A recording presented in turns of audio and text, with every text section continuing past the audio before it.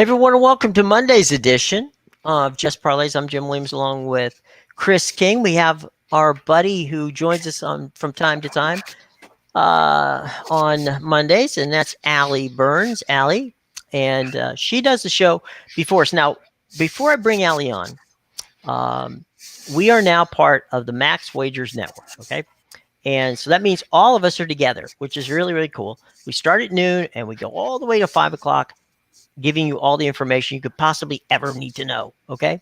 So that's very cool. So without any further ado, the show that brings us all our audience, Allie Burns from Morningwood. Hello, What's Allie Burns. happening? How's it going, guys? Thanks for having me back. Anytime, my friend. So what did you do? Well, today I know you don't do your show on Mondays, but if you did do your show on Monday, what would you have talked about? I tried to do it this morning since now we're the Max Wager Network. I'm trying welcome to everyone. I know it's exciting. I tried to do Manic Monday with Lenny, but we need a little bit better. We need a better game plan. It didn't work out, so I left early and let him handle it. I was gonna say, I thought I saw you there, and then I saw you disappear, and then I saw Craig.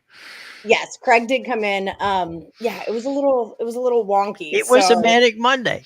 It was incredibly manic, and I wasn't ready for it. I work 6 days a week. You guys know this is my day off, and I wasn't. Well, now I work 7 days a week, so I wasn't planning on doing that show this morning, and Lenny was, and I was like, okay, I'll hop on and we'll do this, and then it was a button pushing issue that we were having, so we're just gonna work it out. I'll be there on next Monday. Well, but what I was talking about, I gave out my 3 plays because Manic Monday is a parlay day. You give Lenny 3 teams. They have to all 3 cash, and then you get a bonus pick in tomorrow's last Witty Standing contest. So my 3, I took Chattanooga, I took Charleston Southern, and I took Wright State all on the money line. So that's what I was talking about over there. All right. The good old Mox. You took them over the Furman Paladins. I did. Well, you know what? I've got a future on Furman and Chattanooga. I have Chattanooga plus 170 to win the tournament, and I've got Furman plus 135 to win the tournament. I hedged that a little bit last night with Samford plus 315, just in case that happened, which it did not. I also had Samford plus the 8.5, which did happen. Yeah, Samford's a tough team. Yeah. Oh, I love them. Yeah. 8.5 was too many points, just way too many points. I wanted to ask you guys about the South Dakota State game. I love the Jackrabbits, but 9 points feels like a lot of points. I was thinking maybe it's a crisscross situation. Do you guys have any feelings on that one? I actually like South Dakota State myself. -9? Yeah, just looking at the way they played against them this season, they beat South Dakota by 19 at home. They beat them by 10 on the road. It's tough to stop Eric Henderson's team, and I mean, it's actually the first game I've got in the college basketball bracket or breakdown there. But there's I mean, your intro. look at South There's Dakota an State intro for you. The money South shot Dakota from State, Allie. you can't stop them. I mean, they lead the league, or they lead the nation in effective field goal percentage. They lead the league in 3-point shooting. I mean, that's just a bad combination for anybody. You look, the last time they lost was back in mid-December, and that was to Missouri State, a good team from the Missouri Valley, who I was hoping was going to take care of Drake over. Was it Drake over the weekend? I don't remember. Yeah, it was. There were so many games over the weekend, it was hard to keep track of them all. But I liked Missouri State. And they're the last team that beat South Dakota State, and that was back on December 15th. So, I mean, you look, they're rolling right along, and the Jackrabbits are a very, very disciplined and a very efficient offensive team. Yeah. It's going to be a challenge for the Coyotes, I think. They've always been that way. I got into this team with TJ Otzelberger years back, and they're just, I've told this to the Morning Woodies a million times. They are a pedal to the metal team. They put their foot on the gas, and they don't care how much they're leading by. They're going till the end of the buzzer. You know, they're going to just keep beating you. So I love this team. It's just, you know, that in-state rivalry thing for me gets a little, 9 points is a little bit above my limit, you know, so I just wanted to ask what you thought, but I'm on the same side. Don't get me wrong. I just don't know if I can. The only weird loss that South Dakota State, when you look, they lost to Alabama in Tuscaloosa. Nobody's going to fault you for that. They lost to Washington. Yeah. They lost to Missouri State. How the hell did they lose to Idaho? Who were they playing practice. Next? That would be my question. Who were they playing next? They played Washington State. Ahead. Huh? They played Washington State after that and beat them. So So maybe so- maybe a look ahead spot on that. But sometimes in these games that are like you said, they're rivalry games.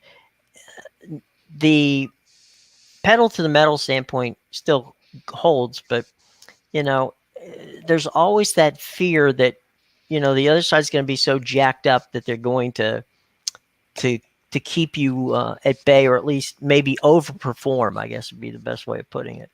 Well, and there you go. There's Tim, good old Tim Earl, saying South Dakota State's going to be the Cinderella story of March Madness. he put that into our group chat not long ago, and I'm not opposed to it. I mean, don't get me wrong. I am not opposed to that at all. I dig the team.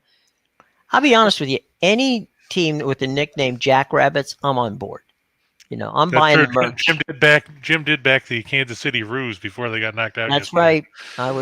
I was on them because how can you not? I mean, the Kangaroos. Come on. Was that yesterday? UMKC? Yeah, they're part of my all nickname teams. Oh, I like that. I know that Tim Earl, that was one of his best bets yesterday. Was UMKC. Yeah, they lost yesterday to South Dakota. Yeah. Hence the reason South Dakota is now in the tournament against South Dakota State. Yep. Here we go. But I mean, like I said, if you just look at the numbers here, second in the country in scoring offense at 87.2 points a game, first in field goal percentage. They shoot almost 57% from two. They shoot 45.1% from 3-point range. So you're saying the whole team shoots like Steph Curry from the perimeter. Unless South Dakota State somehow paints the line where it's out of bounds, like something like the Wile E. Coyote would do in the Looney Tunes cartoons, right. I don't know how they're going to defend. And that's the big concern that I have with South Dakota. Like I said, the Jackrabbits 4-0 against spread in their last four against teams with a winning record. They beat South Dakota State both times this season. And South Dakota doesn't really like neutral sites. They're 3-9 against the spread in their last 12 in those situations. 2-6-1 in their last 9 neutral site games as an underdog. I know yesterday they were apparently a 1-point underdog to Kansas City. They managed to pull that one out. This is a whole different ball of wax than playing the Kansas City Roos. I know that, like I said, it's part of Jim's all name team, but I don't think that South. That doesn't South mean Dakota they're going to win. It just means they're right. part of my all name team. Yeah, I don't think South Dakota is going to hang with South Dakota State. Well, there you go. All right. Well, it's going to be fun. That money line is pretty amazing. I actually thought it would be worse considering the way some of these ones go, but really, okay. Let's move on. Towson. This is what I was going to ask you about next, actually, because this line moved a lot. So yeah, break it on down. Sorry. Yeah, I know it moved down because I know yesterday Towson was favored by 6. Now I think it's a 4.5. Yeah, that's what it was when I looked this afternoon. It was down to 4.5, but Delaware is a team that has been trending in the wrong direction of late. When you look at the way they went down the stretch, I mean, the Blue Hens lost their last 3 in the regular season, including a 12-point loss at Towson last Monday. They lost by 7 at home. They lost by 12 on the road. I don't get what's going on with Martin Ingleby's team. They played good basketball for a while. Then, of course, there was a loss to Hofstra. There was a loss to Drexel. They lost down the stretch to Charleston and UNC Wilmington at home. Then they lost on the road to Towson. They bounced back and beat Drexel yesterday. But let's face it, it's tough with these second game of back-to-back situations. We've seen that all tournament long, at least in the West Coast Conference, where every team that played the day before and then went in to play a fresh team lost. Hopefully, I'm looking for that trend to carry over here with Delaware. The Blue Hens, they're good offensively. They're 94th in scoring offense. They shoot the ball pretty well. The problem is Towson's pretty good offensively themselves, and the difference comes on the defensive end of the floor. Towson is 36th in scoring defense at 63.8 points a game. They're 60th in field goal percentage defense at 41.1%, and they hold opposing teams to 31.4% from three-point range. Meanwhile, you look at Delaware and the Blue Hens. Let me see. Make sure I don't misquote myself on these numbers because I didn't copy. Yeah, Delaware is just 229th in scoring defense at 70.8. They're middle of the pack when it comes to field goal percentage defense, but they're 301st in three-point percentage defense at 35.7%.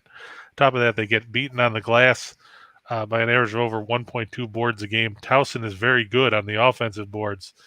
I believe they're 9th in the country when it comes to offensive rebound percentage at 36%. Meanwhile, Delaware's they're just too inconsistent for me. If this was earlier in the season, I'd be all about Delaware. Unfortunately, 1-5 in their last 6 after an ATS win. 0-4 in their last 4 neutral site games as an underdog. Towson 5-1 against the spread in their last 6 after an ATS loss. I like the Tigers. I know the Colonial's not exactly the most exciting conference when you get right down to it, but they're a dangerous team should they be able to get in there. I imagine they'll probably be somewhere in that 12 to 13 range in the seeding because nobody likes to rank mid-majors anywhere near where they should be. But I like Towson in this one. I don't know what you'd make of it, Allie. I'm but the that's same. the way I see love this Delaware team, but like you said, it was the beginning of the season. I typically like Delaware, but Towson has kind of just really set fire at the right time, and I'm with it. I mean, I'm not mad at them at all. Well, Towson's tall and they're deep. And when you get in tournaments, you like, Chris, you were talking about them on the offensive glass. They're very good because they're very good at being efficient. Towson is a very, they're not a fun necessarily team to watch, but they don't make mistakes. They don't beat themselves and they don't turn the ball over a lot. And they've got experienced guards. And when you come to tournament play, you got to have guards, and Towson's got guards. So why did the line move then? Why are we losing? That's the only thing that scares me about betting on Towson is now it almost looks too easy. Do we know why maybe that line moved? go ahead, Jim. I was just going to say there's a lot of money coming in from President Biden, who's a Delaware alum, and former New Jersey Governor Chris Christie. So, they're pushing the blue hand. I have no idea. So they got action? No. Yeah, they got action on it. I blamed, when it came to some of the NBA lines last week, I blamed Mattress Mac for just throwing bets out on people. Yeah, my man did that too. He was saying that Rams line would have moved a whole lot differently if they weren't trying to even out the sides of it there. That's true.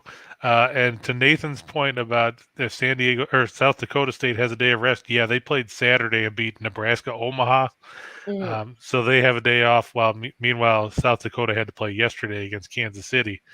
So you also have that rest factor working in favor of the Jackrabbits in that one. I do like that. So I put that into a teaser. I just teased that with Furman and Wilmington. I took South Sac -4.5 with Furman +7 and Wilmington +6.5. Well, there you go. Interestingly enough, it's about time to move to the NHL, right, Chris? Yeah, good old NHL. And we're going to start with everybody's favorite team, the Buffalo Sabres, who I firmly despise. We jumped. Hang on. Okay, never mind. We're going to talk about. Damn it, Jim. What the hell? We're going to talk about the New York Islanders first. I can't work like this. I can't work like this. I know. It's just crazy. Well, hey, Bill said that Lenny's power went out for a while, so he put his pick in. It's super windy in Vegas, and this is part of why I dropped out last week, I think. The wind in Las Vegas gets so intense, and for whatever reason, our internet just stops working when that happens here, so... And there's Tim with the ever-popular Sabres for the Cup. Sabres for the Cup! It's going to be a Dixie Cup. That's going to be about it. So I have to tell you guys the story about this. Okay, so Tim Earl and Nick Earl, his brother, and then me and Detroit Lenny, we're all in a group chat. Detroit Lenny and Nick Earl are huge hockey guys, and Tim and I don't care, pretty much, end of the day, right? But they're so into it that Tim and I both put a $1 wager on the Sabres to win the cup. It's $1 to win like $66 or something. And it's kind of really the best dollar we ever spent because the only reason we did it was to annoy Nick and Lenny. And we're, through the All-Star break and it still bothers them. So Sabres for the cup all day long. And Bill, I did read your message. But I got to talk to Lenny about that. So yeah, it's a $1 bet that we made just to annoy Lenny and Nick, and it's totally working. And so we go Sabres for the cup. and that's just our jam. Yeah, Couldn't you see, just Timber, burned $1 in front of them and they aggravated them just as easily? yeah, well, I mean, at the end of the day, we get to talk about how the Sabres are going to win the cup, and every time they win a game, we're like, "Told you they're coming for that cup." See, Timero, best dollar I ever spent. Yeah, so it's kind of just a joke that we had going on, but okay, go ahead. You talk Good real. God, I lived in Western New York for more than half my life, and nobody up there would ever say Sabres for the cup. When you talk about the Sabres, you hear about three things. You hear about no goal from the '99 finals. You hear about Dominic Hasek choking out Jim Kelly, the hockey writer, and you hear about, well, we're not going to make the playoffs again, and that's about it. Well, don't and the goat head, don't because get me people wrong, used to talk about those. there was at no point in this bet making decision that we thought the Sabres would win the cup. That was never like part of our reason for throwing this dollar down. It was only to annoy Nick and Lenny. So if you ask me, we've already cashed that bet, Tim. We cashed that bet months ago. I would have just burned it. It would have been just as useful. They kept telling us just to send them our dollar. And we're like, no. There's Nick Earl right there, Earl Sports Bets. Yep, but in this one, I like the Avs. They just beat the Islanders in Denver last week, 5-3. The Islanders are, well, Jim, you can sum them up. They're not very good. That would be my yes. That would be my summation of the Isles. Not good. I mean, Barry Trotz. Barry Trotz is a defensive-minded coach.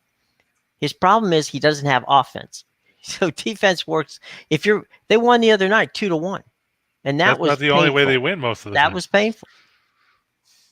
And in this one, it's going to be the battle of the backups. Basically, it's Pavel Francouz 9-3-1 with a 233 goals against, a 923 save percentage, and 2 shutouts against former Avalanche goaltender Semyon Varlamov, who is doing his best Yaroslav Halak impression by playing bad hockey but still getting a paycheck.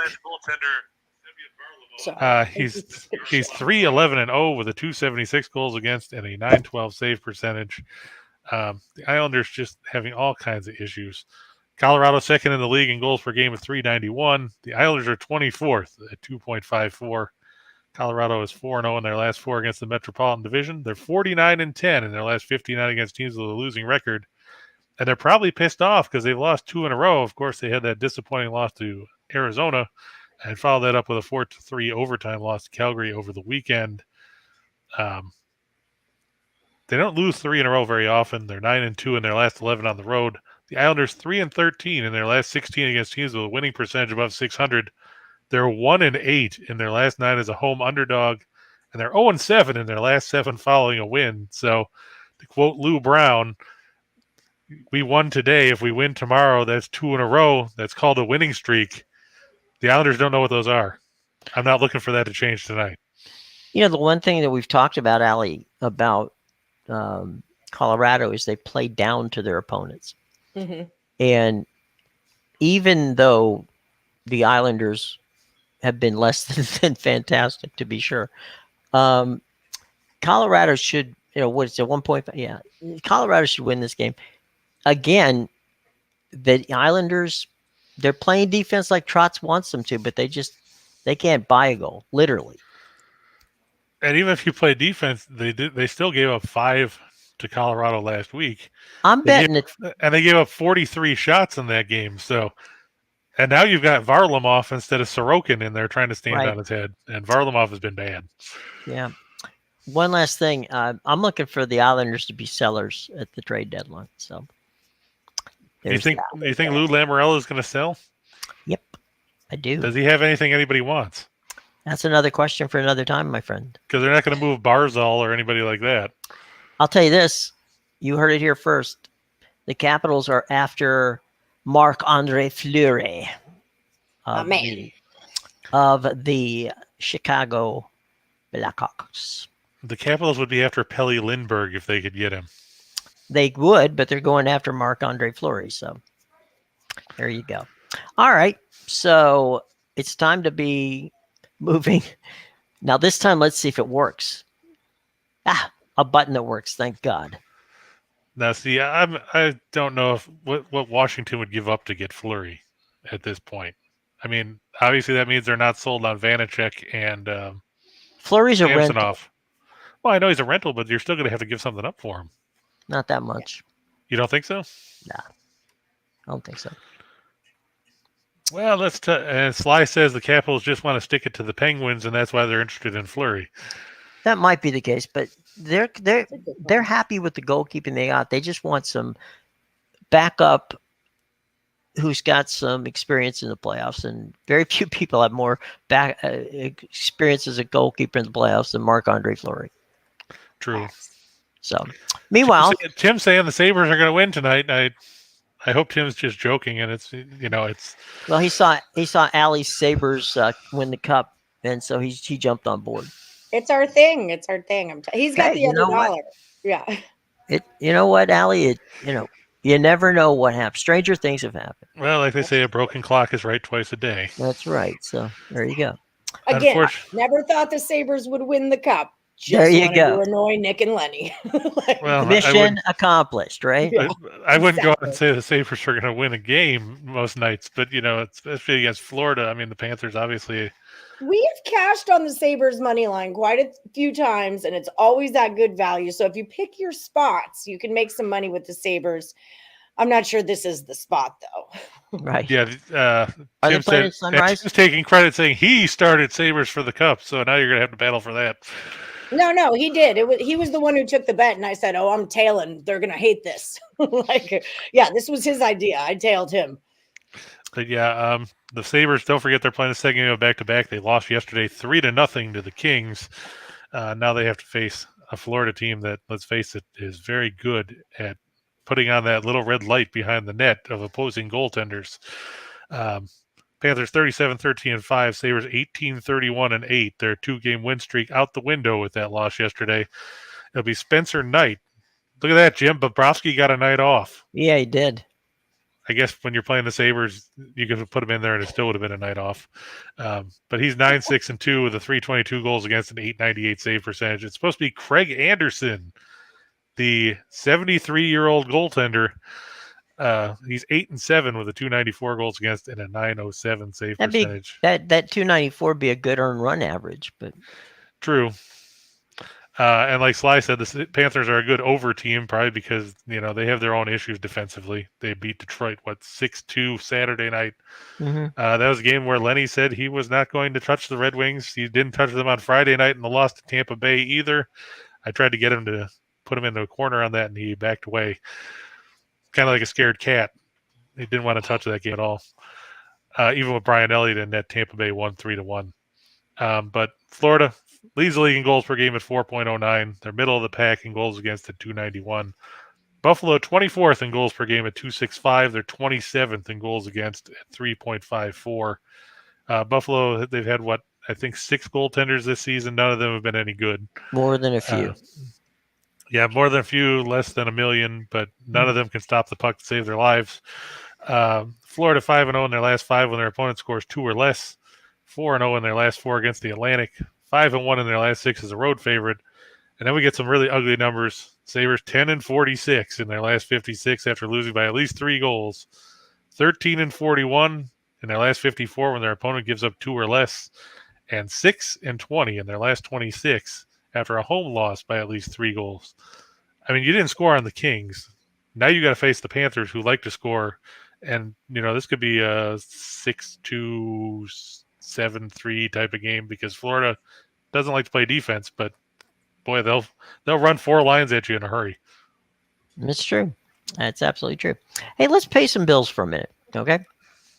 And let's start with our buddies at BetMGM. You have to take advantage of their BetMGM NBA promotion. First-time users of the BetMGM app, deposit and place a bet of $10 on any NBA game, and you get $200 if either team hits a three-pointer, okay?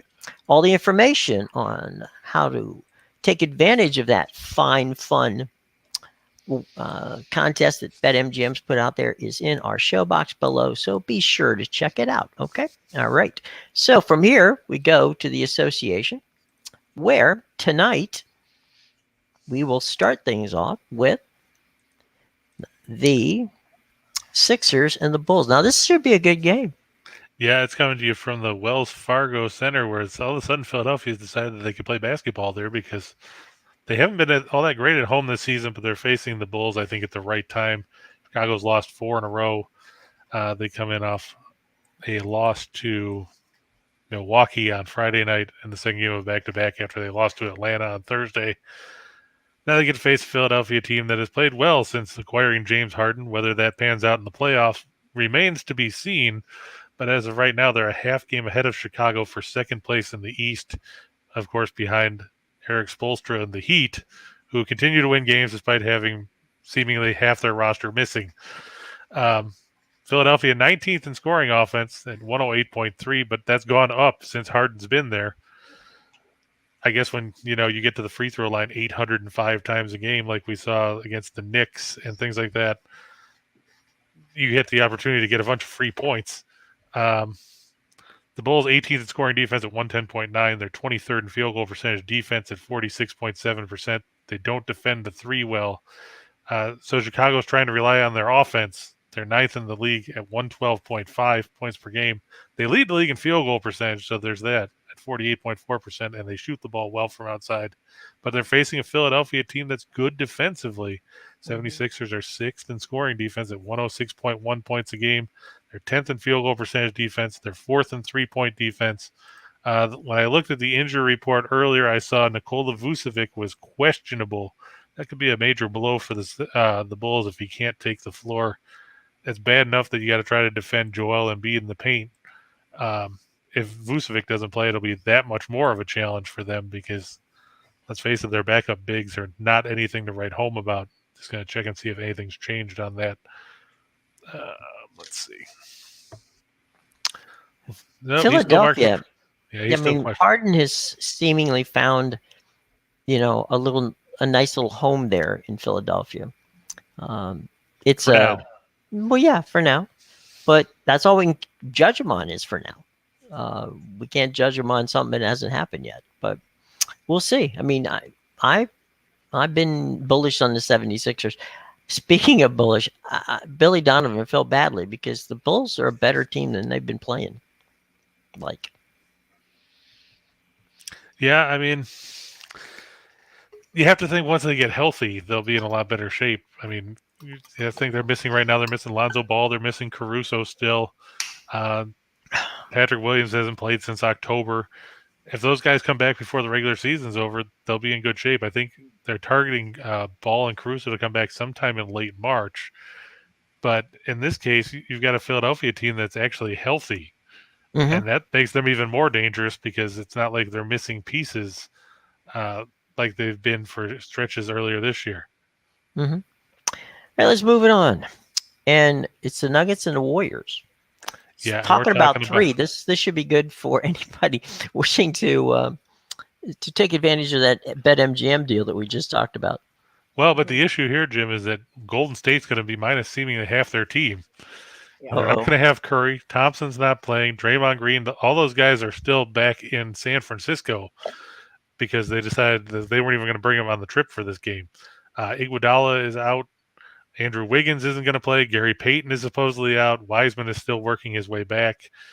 Now, I know Denver played yesterday. I know they had that ridiculous game where they had to rally and get past New Orleans in a game where they were behind in the final seconds of regulation before forcing overtime.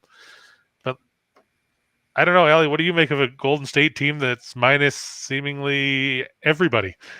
Well, I saw this. Actually, Craig Trapp had a free pick on this one this morning, and I kind of just defer to him when it comes to NBA. I know he also liked the Bulls plus the 7 today.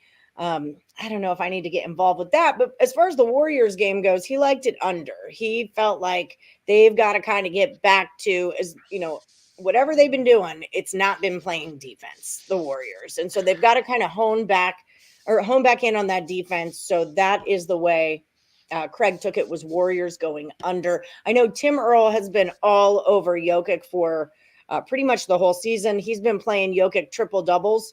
I don't see that not happening. I don't want to say not happening tonight, but I think there's a good chance of that happening tonight because of A, the lack of defense, and B, the lack of star power that's going to be on the floor.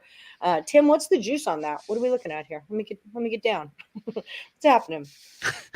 Yeah, and to your point about the Warriors not playing defense, that's an accurate point. The over is 7-1-1 in their last 9 games coming into this one.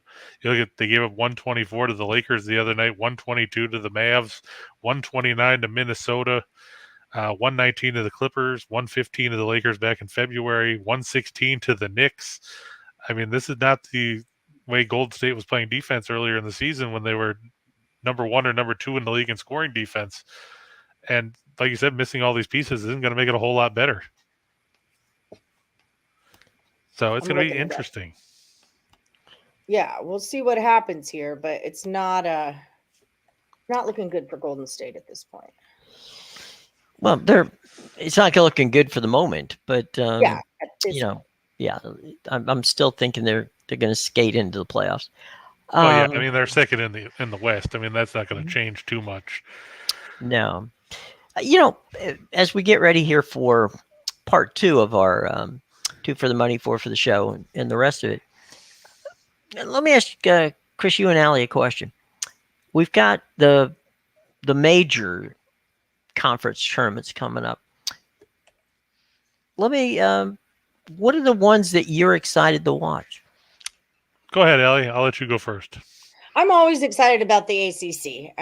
That's always my jam. I threw $1 on Virginia Tech at plus 1100, I think it was, just because sometimes I like to do that.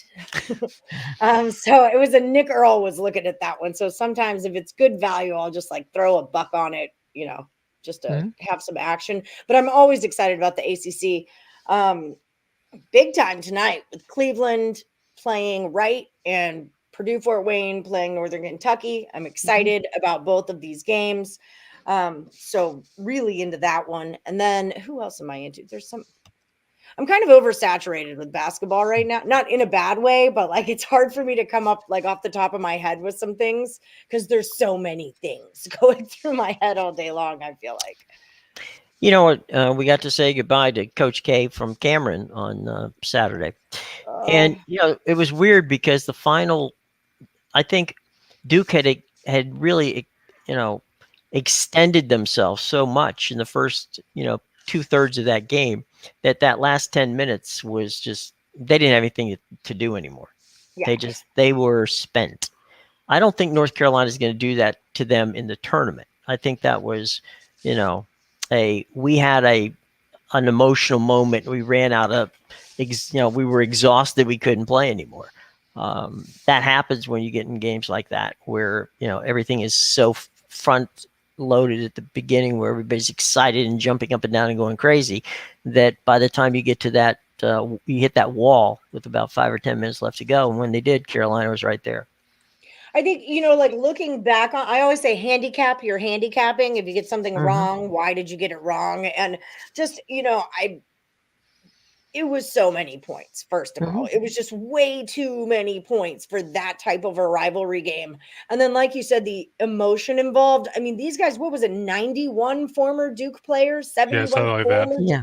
I mean, the immense pressure of it's K's last game, it's K's senior night, and you've got all of these Duke gods of basketball watching you. And now you add that to a UNC team that just got embarrassed on their home court in their last shot against K. I mean, that was a take the points with UNC play all day long. It was too many points. The other, to your point on that, Cameron only seats 9,000 people. Okay. Right. So it's a little place to begin with. The ticket prices for a ticket there were ridiculous. The only sporting event to rival that kind of price for that ticket was World Cup. Wow, really? So it was upwards of $10,000-$15,000 for a ticket at Cameron for that game. I saw 3,000 to 5,000, but that could have gone up also. I saw it a little earlier in the. It's like the money line; everything moves up. Right. But value changes, supply and demand. People. Yeah, exactly. But yeah, that's the kind of intensity. And like you say, when you think you're a Duke player, right? You're 17, 18-year-old kid. And every kid that you've, as growing up, every reason you went to Duke, they're sitting in the stands. Yep. And you've got to represent for them. And it's the last home game for the coach. No pressure. Yeah. I was in tears, like 9 a.m. college game day starts. I'm like crying through the Dick Vitale thing, through like his letter to them. Like I donate to the V Foundation every year just because of Dick Vitale, and Jimmy V and all this. I'm like, it was like I was 11 years old again, and seeing Leitner I was so nostalgic and beautiful. And I was like in tears for most of it. But the morning part, not the evening part. I didn't mind the loss, and we've talked about this on the show before. I kind of like it when my team loses right before heading into a tournament. I think it's good you get that taste of defeat in your mouth before you now enter into the conference champs and the dance, which is don't tell that to South Dakota State. Well, that's fair. But they're not a Duke. Duke is like, I call it I don't want to say those words on your show, but it's a trip over your own junk situation, right? You think you're big, you think you're powerful, nothing can go wrong for you. So if they would have beat UNC there and then roll into the conference tournament, there's a different mentality they're going to have rather than, we just got beat, we let our coach down, blah, blah, blah, blah. There's a whole other motivation and firepower in that Duke team with the loss than there would have been with the win. So I don't mind the loss. It's unfortunate, but can I just say that the beauty of that game is the rivalry. And so I kind of also like that it ended 1-1, that we got them and they got theirs. And I kind of like that for like to put a bow on it, that they got theirs against us too. Oh, it's very possible to see each other again in the tournament. Yeah, roll up on us. So there's that. All right, well, let's go for 2 for the money. You ready, Chris? Sure. All right. I think they're ones we talked about already, but it never hurts to talk about them again. Like we said, I know that Craig said, or Ali said, Craig's on the Bulls. I just, as much as my son likes the Bulls and everything else, but they've played bad basketball of late. I mean, let's face it, they've blown leads. They blew a lead against Atlanta. They blew a lead against Milwaukee. They're 0-4 in their last 4. I'm worried about Vucevic not playing. That'll be a major factor. Because it's tough to stop Philadelphia the way they're designed right now anyway. Trying to slow them down without your best big man. Yeah, Patrick, you did say the Pistons were going to beat the Pacers. You also said that was going to go over, so I guess that means that you're still a bozo too because it stayed under. Anyway, South Dakota State over South Dakota. I mean, we talked about this one, Allie. I know you're big on South Dakota State going back, like you said, to Otzelberger and the Dominator and everything else. I just think South Dakota State, the way they shoot from the outside, it's going to be too much for South Dakota to handle in this one. I put it in a tease, so it was acceptable for my personal numbers to take it. So would it go down to 4 or 4.5? Yeah, okay. I've got Jackrabbits minus 4.5. I knew it was somewhere in that range. Yeah. But yeah, I could see that being favorable. And then we said Colorado and the Islanders and Florida and Buffalo. I know everybody likes, teams like the Islanders because they play good defense and people, Buffalo, I will say this, Buffalo's got a lot of good young talent. Unfortunately, when you have good young talent against established talent, sometimes it doesn't go your way. Now, Buffalo will get better. I'm not saying they're going to, make the playoffs anytime soon. But at least there's a light at the end of the tunnel. Whether that light is an oncoming train or not for the 12th straight season next year remains to be seen. But they seem to actually have things going in the right direction with Kevin Adams and Don Granato as the GM coach combination there. Something they haven't had in probably 2 decades. But tonight, I'm still going with Florida. 4 for the show. All right. We talked about the Nuggets. Now, Allie will never touch the 3rd game because of the fact that number is ridiculous. But y'all lost it. Y'all lost your mind. No, I'm just kidding. Here's the fun thing about the Rockets. They won yesterday over Memphis. Mm-hmm. They're 0-10 in the second game of back-to-backs, getting outscored by almost 16 points a game. On top of that, they have to go on the road. Injury report says Eric Gordon won't play. Dennis Schroeder is questionable. I don't know who the Rockets have in their backcourt beyond those guys, other than Jalen Suggs or Kevin Porter Jr. I just can't trust a Houston team that has what are they up to? 16 wins now, 16-48. And I guess the big news, Jim, from what I've heard from you and others, is Victor Oladipo is going to make his return tonight. Can He you is. do you have anything to say about that? Yeah, he is. Miami's starting to get healthy, which is good for them at this point in time. The word is, at least this morning, was that he was going to play. We'll see. Yeah, I know Lowry is questionable. He's been gone for a couple of games for personal reasons. Caleb Martin is questionable, but I just think Miami, they've still got Adebayo, they've still got Jimmy Butler. I'll say this: I don't think Eric's going to play him a long time. I think Oladipo. Yeah, if he plays him, he'll play him spot. Yeah, I don't expect to see him playing, for any appreciable minutes. Yeah, well, at least they're going to get a chance to work him in. Towards the playoffs. No, don't get me wrong. I'm just saying I wouldn't expect to see a lot of him tonight. And that's a good point, because I see it a lot on the Morning Wood show where, so-and-so is back. I'm on this game. And it's like, but so-and-so might be on limited minutes. So-and-so has been sitting for a week or a month or however long.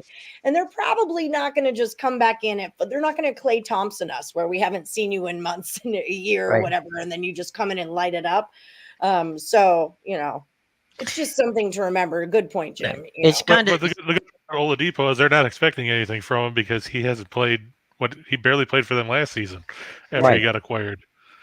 But with Butler and Adebayo and those guys, you still have your stars that you can rely on. Mm-hmm. Houston doesn't really have that. But he's going to be on what the NBA version of a pitch count. I don't know what that's going to be, but Eric Spoelstra will give him something. And say, maybe 15 minutes, something like that. Oh, I wasn't even going to think that far, but maybe. If they're spread out, maybe. Okay, so we'll say 12. How's that? All right, fine. Sounds good to me. He'll probably play into triple overtime or something. Yeah, watch. We'll play like 38 minutes or something like that and score 47 points. And they'll be all like, yeah. And I like the Flames over the Oilers. You always got to love the Battle of Alberta. Edmonton, they've played better under Woodcroft. I just don't know about them in this contest against the Flames. Jacob Markstrom and Calgary have been great all season. And Edmonton, they still need to find a goaltender. Mike Smith and Mikko Koskinen not getting it done. We just watched Edmonton lose over the weekend to Montreal, 5-2. And it's tough. It's tough for Edmonton to go on the road in this one against the Calgary team that's been playing very good hockey the last few months. For sure. Let's go for the shot in the dark or the menu. Let's see. Yeah, I like Charleston over UNC Wilmington. It's going to be a tight game, but I like the way UNC Wilmington. We talked about it last month. We figure they're due for regression. Because they shoot the ball terribly when you look at the numbers. And I think that Charleston should get the better of them here. I'm just going to take a look and see what they did in the first two meetings of the season. Let's see. Charleston. I took Charleston. I know Higgs took Charleston. Craig Trapp took Charleston, but he's what's his name? Pat Kelsey guy. He's really into that. Him. Yeah, Pat Kelsey, Kelsey, there it is. He used to play ball against him. But I have, Charleston Southern is one of my big picks for today also. So if you're into it. But I also have Wilmington in a tease where I'm getting 6.5 points. Yeah, I was going to say, so you got it when the line was 2 then? Mm-hmm. Okay. Because I know it's bounced around between 1 and 1.5 to 2 and all the way back around. So yeah, I see it at 2 now. Is it back to 2? This is the best Cleveland State team, by the way, since Kevin Mackey was coaching Cleveland State. I have a future on them to win the conference. Yeah, I like Cleveland State. They started as a 1-point favorite. Now, last I looked, they were a 1-point underdog, which is weird. But it's tough. It's tough when you get some of these teams in the horizon because you never know who's going to show up for Wright State. Because one day they'll play good basketball, and the next day they'll play horrible. Well, I mean, I do have right in one of my teaser or my parlay today too. So I've got a lot of action and it's all kind of jumbled together because I'm an arbitrager. So like everyone's like doing something against everyone else, and then I'm trying to hedge it every way that I can hedge that also. So yeah, see, so I'll probably hedging, end up hedging just your bets a breaking little bit. I'll end up just breaking even. Well, it's better than being in the hole, right? Yeah, I call it the round trip. Like when you have it. That was my Super Bowl. I mean, I had like 15 prop bets. I had all these side bets, all this action on the Super Bowl. And at the end of the day, I made the round trip. I made $1. $1. Hey, it's one more than you had originally, right? Thank you very much. Huh?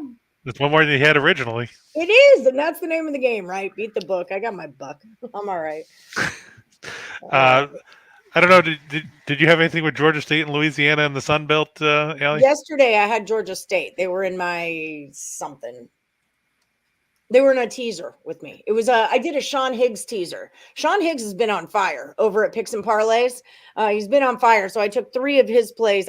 I've hit 4 of my 5 last teasers. I had three teamers I hit. I hit a 5-teamer and then I missed a 3-teamer the other day. So I've been doing really well with my teases. But last night I made a Sean Higgs tease, and that was one of them, and I cashed it. So yeah, thank you, Sean Higgs. Yeah, I like Georgia State. They've been on a roll of late. They beat App State yesterday. They beat Arkansas State the day before. Interesting thing about Georgia State, their coach, Rob Lanier, the son of former NBA Hall of Famer Bob Lanier. He was out of head coaching job for a long time. He coached at Siena back in the early 2000s. And then he caught on with Georgia State in 2020. He's turned that team around, put some good seasons together. I hope that Georgia State wins. I mean, I like what they've done. They play good basketball. Louisiana, for all the great years they've had the last few years, they just kind of fell off this season. And I don't look for them to pan out here. And like you said, as much as I like Furman because it's down here and everything. And Bob Ritchie's trying to get the Paladins in the tournament for the first time since I think 1980 or 81. I just think Chattanooga's got a little too much firepower in that one. I feel bad for Furman, but they did it to themselves by blowing some games down the stretch against teams they should have beaten, and that's why they're not the number 1 seed and everything else. I mean, they lost to Samford in late February. They had a 3-game losing streak in early February where they lost to Greensboro and East Tennessee State and Chattanooga. So the Mocs have beaten them twice. They were both close games. They won by 2 the first time. The Mocs won by 6 in the second one. I think expect another tight game, but I think the Mocs will win, just like you were saying before, Allie. Well, I got them both ways. And then I kind of like Furman plus the 7, but I don't know. I mean, Chattanooga just goes so insane. When they get going, they get going, but Furman had a close loss yesterday, whereas Chattanooga blew them out of the water. So I feel like the public thinks that Chattanooga flies away with it, but Furman could have a little something left in their tank because this is kind of that last shot for them. And again, it's like with that closer win compared to a blowout win, that makes me a little funky, So I think 7 is probably too many points. I think Chattanooga minus the 2.5 is good, but I like Furman in the tees. Yeah, Ken Palm has it as a 1-point game. Chattanooga 72-71 off their predictions. So I think it's going to be, like I said, the first 2 meetings were decided by 2 and 6. Yeah. So I think you're in good shape with getting the 7 on the tees in that one. Thank you, sir. In the NBA, I'm going to go with Sacramento over the Knicks. I know the Knicks beat the Clippers yesterday. Thanks for not showing up, Clippers. Everybody talked about how they were on a win streak and all of a sudden they were back. But apparently not, because they got waxed by a Knicks team that is awful. Knicks playing the second game of back-to-back. I don't like their chances here. I'm going to go with in a tribute to Lenny, I'm going to take the Pistons plus 7.5 at home over the Hawks. Ooh. I know that, it's strange, but the weird thing is both these teams have won 5 out of 7 coming into this one. Not a lot of big injuries. Kevin Huerter is questionable with a shoulder injury for the Hawks. It's good for Atlanta. They got John Collins back with Trae Young, gives them that inside-outside combination. The question is, can the Hawks play defense? And, they've made bad offenses look good lately. And I think Detroit can hang around. They hung around. They beat Indiana. They they've beaten Boston, of late. It's just a strange time to be a basketball fan when you see some of these games the way they turn out. And speaking of weird games, yeah, Portland plus 15 at Minnesota. They played the other day. It was a 12-point game in favor of the Timberwolves because neither team wanted to play defense. It's going to be another interesting game tonight. The injury report has a whole slew of guys listed. Anthony Edwards doubtful for the Timberwolves. Pat Beverly questionable. Torian Prince questionable. D'Angelo Russell questionable. Naz Reid questionable. Those are all for Minnesota. Meanwhile, for Portland, Eric Bledsoe has been ruled out apparently. Of course, we know Lillard and Joe Ingles are both out. That's not a surprise. Yusuf Nurkic is out with plantar fasciitis. And Anthony Simons is supposed to be a game time decision with a quad contusion. Hopefully he plays because otherwise I don't know who's going to score for Portland. But with so many question marks, it's hard to give that many points in a game like this. I'm going to take Portland getting 15 points. I think that's a very big number for a Minnesota team that has issues defensively. Allie, I don't know if you if that's a game you would jump on and tease up to even more points or not. It's literally the first thing I thought of when you said 15 points. Well, I can tease that puppy up to almost 20. So I like this T-Wolves. Portland's probably my favorite basketball team. Portland and Houston I lived in Portland. I'm from Houston, so that's, I want Portland to do well. It's been a rough go of it this season, especially losing McCollum, but I've caught them in some spots where everyone was on the other side and I grabbed them with a bunch of points and cashed. I'm just going to lay off of that personally because I like this Timberwolves squad and I've cashed on them a bunch too. So yeah, I'm just worried about all the injuries. Yeah, that's a horrible list. And Tyrone said that Simons is out for Portland, so that's just going to make it even more entertaining to watch all the guys that probably they're going to pick up from the local beer league to play tonight. Jim, are you available? You scored two on Otis Bird's song. Yeah, but that was a few weeks ago. No, years. Now, it's funny when I looked at plus 15. I'm thinking, is Minnesota even showing up? I mean, I don't know. It's a big number. I mean, yeah. Let's move on to the Maple Leafs. Yeah, I think that one's going to go over the total. I know it's 7 at a lot. Some books have it at 6.5. Some have it at 7. Toronto can't get goaltending right now, and it's nauseating to watch as a Leafs fan, watching Jack Campbell and Peter Mrazek constantly get beaten ridiculously. Happened again the other night against Vancouver. They give up 3 in the third period, lose 6-4. Columbus, they have a tough time keeping the puck out of their own net as well. So I think this one's going to be one of those games where you see a ton of offense and not a lot of defense. So I look for that to go over. I don't know what Tim might have thought about it because I know that from what Lenny said, they like totals and things like that a lot too. Then I like the Kings over the Bruins. The Kings, they beat Buffalo yesterday. They're going to have Jonathan Quick in net tonight, I believe, against Linus Ullmark for the Bruins. But it comes down to the fact that, the Kings want revenge after getting smashed 7-0 last week at home by Boston in a game where I thought Los Angeles was going to win and then promptly decided not to show up. I think the Kings will come out and play good hockey here. I also think that game's going to stay under 6. I think it's going to be a 3-2 type of game. Both teams are pretty good defensively. Wow, Tim, if Jonathan Quick is playing, then that's definitely a good sign for the Kings. Yeah, well, I mean, Cal Peterson looked good yesterday for Los Angeles, but I just think it's going to be a competitive game. It's going to be a 3-2, like I said, 3-2 type of game. I don't think we're going to see a 7-0 game like we saw before. Doubtful. At least I hope not, because that game was just terrible to watch. Okay, gang. Some final thoughts here on today. Some of the things that you like that you'd like to share with the class. Do you want to go first, Allie? You're the you're the road team, so to speak. That's fair. Well, I've She's got got my basketballs behind her, so there you go. That's true. like I said, I've got my 3-team parlay going. I put it on TikTok also, and that is Chattanooga, Wright, and Charleston Southern all on the money line in a 3-team parlay. And then I have my 3-team teas, which is South Dak State, Furman, and Wilmington. So that's teasing South Dak down and the other 2 up. So that's kind of what I'm rolling with. I've been trying to work out the math. I think I found a spot to not lose any money, but I don't want to yell it out to the whole world. I've already bet on it, but like my math skills are escaping me right now. So I'm a little bit stressed out. But maybe after we wrap, I can run this by you grown-ups who probably know how to do math, and we could talk about it real quick. Chris does. Yeah. I All have right, my Chris. stuff. You're up. There you go. Well, I'm looking to see what pans out in the West Coast Conference tournament. Are we going to see Gonzaga and St. Mary's both win and set up the rubber match between those 2 teams?